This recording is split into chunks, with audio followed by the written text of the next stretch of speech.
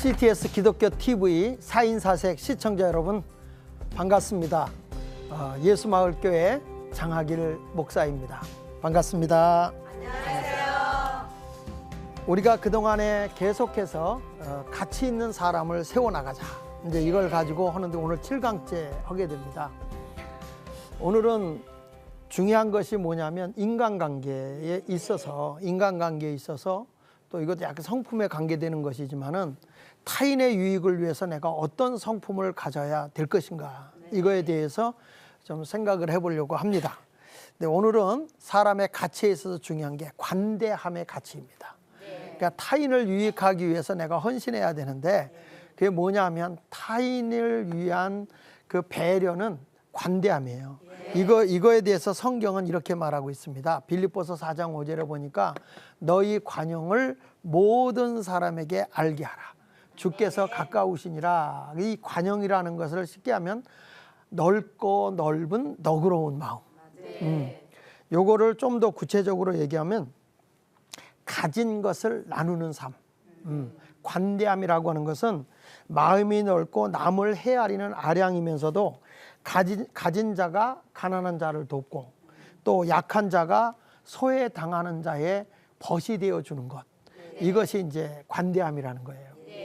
관대하니까 마음만 넓고 한없이 넓고 남에게 이렇게 나눌 줄 모르는 건 관대함이 아니라는 거예요. 그래서 이 너희 모든 관용을 모든 사람에게 알게 하라. 이것은 꼭 우리나라에 아주 중요한 건데 어느 누구든 자신이 받은 것으로는 존경받지 못한다는 거예요. 켈빈 쿨리지라는 사람이 하는 얘기인데 내가 얼마나 돈이 많으냐, 내가 얼마나 많은 것을 누리고 사느냐, 그거 갖고 존경받는 게 아니라는 거예요. 뭘로 존경받느냐? 존경은 자신이 베푼 것에 대한 보답이다. 내가 남을 위해서 배려하고 뭔가 베풀어주고 나눠줄 때 그게 존경받는 거라는 거예요. 근데 사람은 태어날 때부터 뭔가 움켜쥐려고 그러잖아요.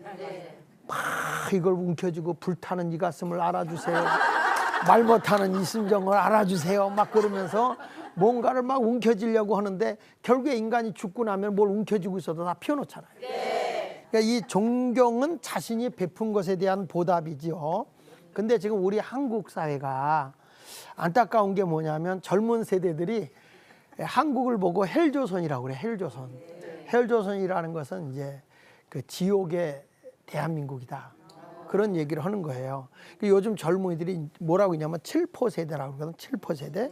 7포 세대라는 것은 이제 7가지를 포기하고 산다. 첫째가 뭐냐면 연애를 포기한다. 둘째, 결혼 포기한다. 셋째, 출산 포기한다. 넷째, 직업 포기한다. 5번째, 집을 포기한다. 6번째, 인간관계 포기한다. 7번째, 희망을 포기한다. 그래가지고 7포 세대라고 얘기를 해요. 지금 근데 왜 이런 일들이 일어나고 있는가, 저는 생각을 좀 해보게 되는데 지금 우리나라의 모든 정책이 그 복지가 잘 되잖아요. 근데 제가 유심히 이렇게 보면 땅을 가지고 집을 가지고 있는 사람의 대부분이 60대 이상이에요. 그렇죠? 땅과 재산을 가지고 있는 사람들이 60대 이상인데 그분들이 세도 많이 받고 막 이렇게 해가지고 재산을 늘려가지고 하는데 젊은이들이 지금 솔직한 얘기로 젊은이들이 집에 들어가려도 전세가 수억이잖아, 수억. 그러면 이들이 어디 가서 살겠어요? 그런 집에 살아갈 길이 없는 거예요. 직장에 들어가려도 요즘엔 직장도 일거리도 마땅치 않고 이런 어려움이 있는 데다가 젊은이에 대한 어떤 혜택보다는 복지라고 해서 어르신들한테는 많은 게 가잖아요. 그러니까 땅 가지고 있는 사람, 집 가지고 있는 사람들은 자꾸 세를 올려서 더 많이 받고 혜택은 또 그들이 거의 다 받고 젊은이들은 그걸 못 받고. 그래서 제가 늘 하는 얘기가 기독교인들에게 그 가게세도 좀 적당히 받고 서로 나눠서 서로 더불어 잘 살아야 되는데 나만 많이 받겠다는 거예요. 저는 우리 동네에서 그런 사람 봤어요. 거의 순댓국 장사를 하는데 세일을 1,000만 원 받아요. 그 주인이 나중에는 빚을 감당하지 못하고 도망가더라고요. 이런 것을 보면서 이게 참 한국이 큰일 났다. 가진 자는 더 많은 걸 가지려고 하고 그리고 없는 사람한테는 더 뺏으려고 하고 이렇게 되면 나중에 사회가 병드는 거거든요. 그러니까 이제 가진 자들이 어느 때가 됐느냐, 좀 나눌 때가 됐고 세를 덜 올려서 젊은이들이 가정을 가진다고 하면 야 우리 집에 와서 살아라. 뭐 조금만 내고 살아. 너희들 살아서 이렇게 해서 그들이 자꾸 살 수 있는 그런 환경을 만들어줘야 되는데 어느 누구든지 국가가 존경받는 정부가 되고 그리고 어른들이 존경받는 어른이 되려고 하면 좀 가진 자들이 좀 베풀라는 거예요. 나눠야 되는데 그게 없다. 그래서 존경은 자신이 베푼 것에 대한 뭐라고요? 보답이다. 이것을 우리가 알아야 됩니다. 성경은 누가복음 6장 38절 이런 말씀이 나와요. 주라. 그래야면 너희에게 주리니 후이디어 누르고 흔들어 넘치도록 안겨주는 거다 그랬어요. 그러니까 이게 주는 자가 받는 자보다 복이 있다. 성경에서는. 그렇죠? 주는 자. 그러니까 가진 자가 조금씩 나눌 줄 알아야 되는데 이게 자꾸 우리나라는 그 근성이 여기도 뭐 내는 하지만 여러분도 이렇게 조사해보면 부부간에도 꼽쳐 놓고 있잖아. 이게 감춰 놓고 있는 거 있잖아. 그런 것들이 좀 이렇게 조금 나누면 좋겠는데 우리 어머니도 돌아가실 때 보니까 그 용돈 준 거를 쓰질 않고 옛날 주머니 속에다 꼽쳐 놓고 다 간직하고 있다가 돌아가신 뒤에 우리 형이 다 썼지. 그러니까 이게 돈이라는 건 갖고 있어서 내 게 아니고 쓴 것만 내 거야. 쓰지 않으면 남이 갖는 건데 허황된 데 쓰지 말고 규모 있게 유익되게 물질을 써야 되는 거죠. 여기 보십시오. 관대함이란 다른 사람을 따뜻하게 바라보고 존중하는 것으로부터 시작해서 결국에는 그들의 허물을 덮어주는 용서까지 포함된다는 거예요. 자, 이게 무슨 말이냐면 이런 얘기예요. 제가 아는 인천에 모 병원이 있어요. 근데 이 병원이 새로 세워지고 얼마 안 됐을 텐데 저 강원도 태백에 있는 한 아주머니가 거기로 온 거예요. 그러니까 다른 병원 거쳐서 가난하고 어려우니까 받아주질 않은 거예요. 그러니까 이분이 갔는데 거기서 양수가 터진 거예요. 그래가지고 이걸 어떻게 하면 좋냐. 그리고 딱 의사가 받으려고 보니까 굉장히 가난한 거예요. 그때는 보험도 없을 때이기 때문에 이게 먼저 그 입원료를 내야 되는데 이게 낼 형편이 안 되는 거예요. 그런데 이 사람이 세 쌍둥이인 거예요. 아니 네 쌍둥이인 거예요. 네 쌍둥이. 네 쌍둥이를 이거를 어떻게 어느 병원에서 받아주질 않은 거란 말이야. 그러니까 거기 있는 그 이사장님이 사람 살리는 게 우선이다. 빨리 이걸 받아라. 가지고 수술을 해서 넷을 딱 꺼내놓고 보니까 다 미숙아야. 그럼 어디로 들어가야 돼요? 두말하면 숨찬 얘기죠. 그래서 인큐베이터에다 넣어서 아이들을 정상화로 키우고 이제 퇴원을 시켜야 되는데 이분이 태백에서 월세 2만 원짜리 사는 사람. 그러니까 이런 분들한테 돈을 받을 수가 없는 거잖아요. 그런데 거기 이사장인 이모모 여사님이 사람 살렸으면 됐다.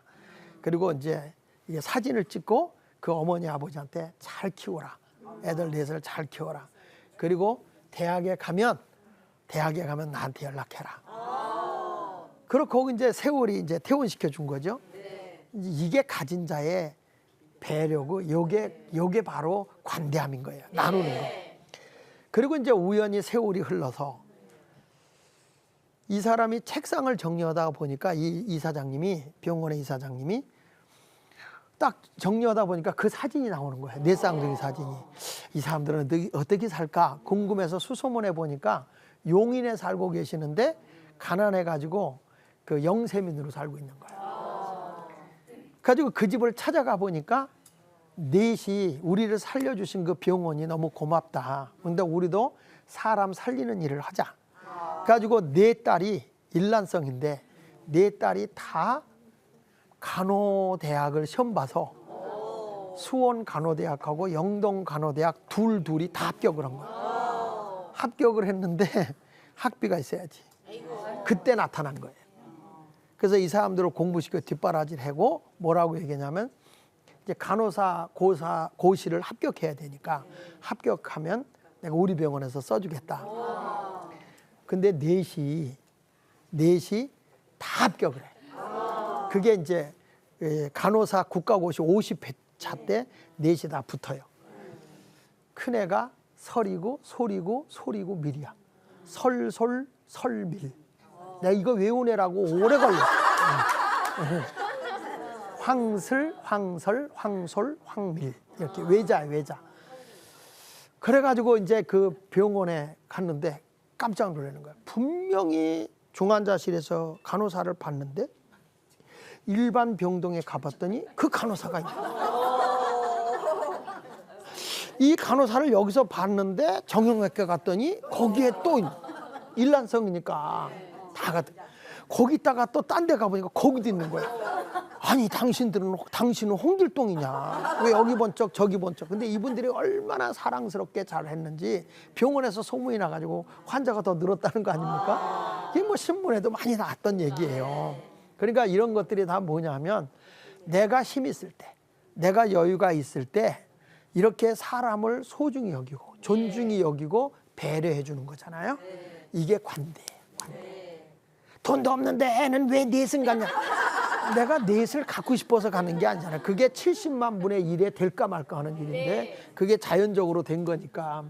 이제 그런 것을, 그런 배려. 그러니까 우리 대한민국이 이러한 관대함이 있다면요, 세상은 살만할 것 같아요. 근데 그런 관대함이 사라져 버리니까 사람들의 가치가 없어지는 거예요. 남에 대해서 이렇게 배려하는 게 없는 거예요.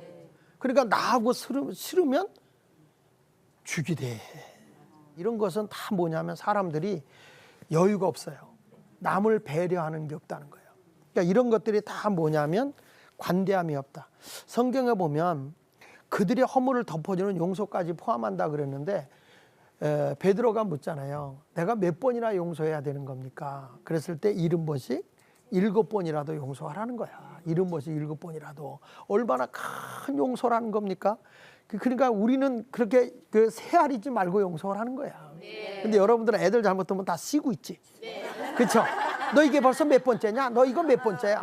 주님은 기억조차도 안 하는데 우리는 다 따지고 있어. 다 엄마 아빠가 용서한 거야. 다시 기억하지 않을게. 너 이거 2번째잖아?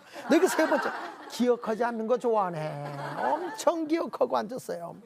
이거 3번이야. 3세번이야. 3세번 막 이러면서 따지고 있죠.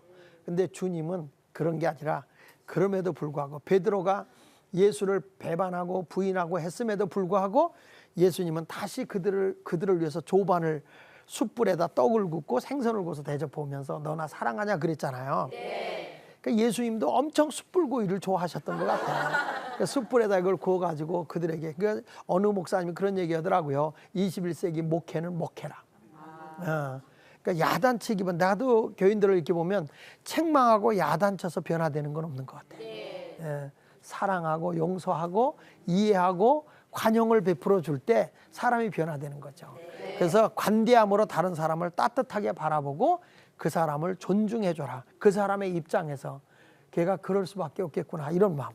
그렇죠? 그러니까 아이가 이렇게 미운 행동할 때 보면 꼭 누가 떠오르죠? 아빠.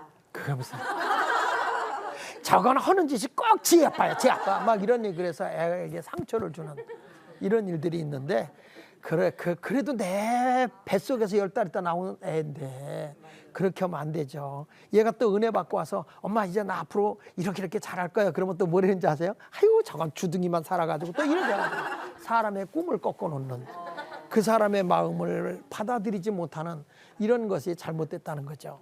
자, 관대함은 다른 사람들의 가능성을 찾아내어 그들이 발전할 수 있도록 최선을 다해 돕는 것으로, 돕는다는 것은 충고도 해주고 또 용기도 주고 시간도 그에게 배려해주고 재능도 발견해주고 그리고 그에게 지식도 더 쌓게 하고 그 일을 할 수 있도록 재정도 지원해주는 것. 그러니까 이런 모든 것을 서로 나누는 거예요. 이런 삶이 우리는 관용 있는 삶이라는 거죠. 이게 관대하게 살아가는 사람의 가치 있는 사람 보면 얼마나 선한 영향력이 있느냐면, 여기 보면 이 마더 테레사가 한 얘기거든요. 이 관대함이라는 게 뭐냐면 나누는 거라고 그랬잖아요. 내가 가지고 있는 것을 약한 자, 작은 자에게 함께 나누는 것. 이게 굉장히 중요한 거거든요. 그래서 선행은 사랑의 띠를 연결하는 고리다. 만약 당신이 굶주린 100명을 먹일 수 없다면 한 사람만이라도 먹여라. 큰 걸 하려고 하지 마라. 작은 것이라도 한번 해봐라.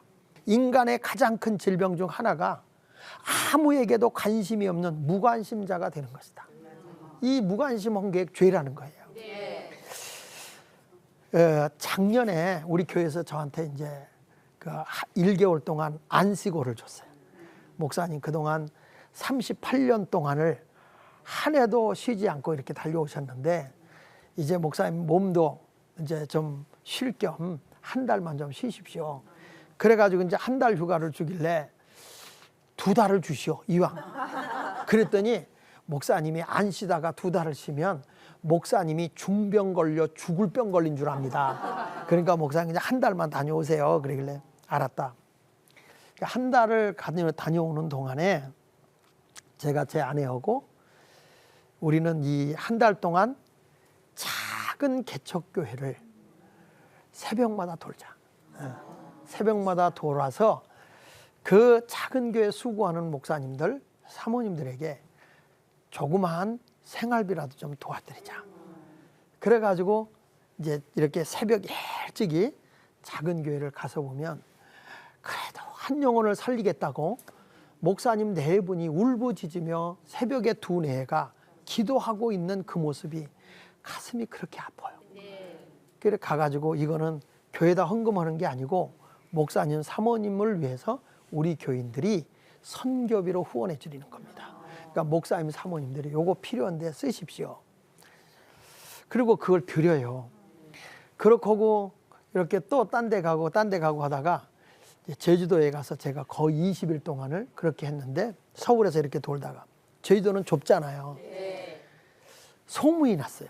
어떻게 소문이 났냐면 제주도에 천사가 나타났다. 근데 그 천사는 새벽만 나타난다더라. 새벽만 나타난다더라. 그래가지고 이 새벽에 이렇게 쫙 돌는데 이게 소문이 나니까 목사님들이 새벽 기도하고 안 가는 거예요. 그 작은 교회 목사님들이 그 어렵게 사니까 우리 교회 왔으면 좋겠다 하는 생각이 들어가지고 제가 새벽 4시 반부터 이렇게 돌아서 5시, 5시 반, 뭐 6시 이렇게 쭉 교회마다 돌아보니까 다 기다리고 있어요. 기다리고 있어요. 그 2-4가 거기서 기도하면서 기다리고 있어요. 그럼 앉아서 같이 대화를 해보면 눈물 없이 못 듣겠어요. 야, 한국 교회가 뭐 썩었다? 아니에요. 아직도 한 영혼을 위해서 그렇게 몸부림을 치며 영혼을 살리겠다고 애쓰는 그 너그러운 마음을 가지고 베푸는 목사님들이 그렇게 많아. 제가 애월이라고 하는 곳에 새벽에 대화교회라는 데를 갔어요. 이 목사님이 무슨 병을 앓고 있냐면 근육이 없어지는 파킨슨 병을 앓고 있는 거예요. 근데 아주 심해서 키도 크신데 몸무게가 34kg예요. 근데 제가 딱 그 교회를 들어갔더니 2-4가 새벽 기도를 하시다가 거기를 들어갔더니 새벽 기도 오니까 새벽인도 한다고 강단에 올라서는 거예요. 근데 그 목사님은 목소리도 잘 안 나와. 제가 알아보니까 그 사모님이 소화가 안 돼요. 근육이 없어져가지고. 그래가지고 영양 주소를 놓고 위와 그 창자가 협착하지 않도록 주사기를 사모님이 놓는 거예요.